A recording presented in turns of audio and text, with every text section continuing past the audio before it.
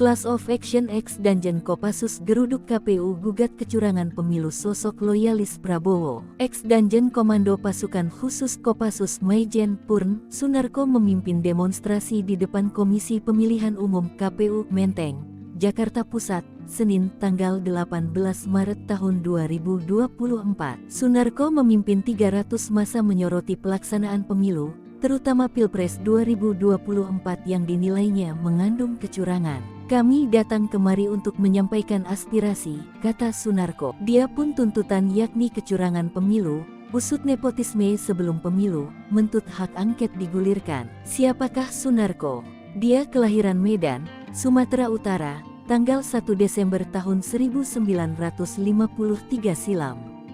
Merupakan jenderal perang, spesialisi Kopassus, kader terbaik dan penerus Prabowo. Karirnya dimulai sebagai komandan peleton Kopasanda dengan berbagai jabatan secara berjenjang. Puncaknya saat ditunjuk menjadi Danjen Kopassus pada 2007. Lalu dipercaya menjadi Pangdam Iskandar Muda tahun-tahun 2008 sampai tahun 2009 dan terakhir menjadi Komandan Pusenif dengan pangkat Mayor Jenderal Bintang 3. Selepas purna tugas dari TNI, Sunarko terjun ke dunia politik, menaji anggota Partai Aceh tahun 2012 sampai tahun 2016 bergabung bersama Partai Gerindra tahun 2012 sampai tahun 2016.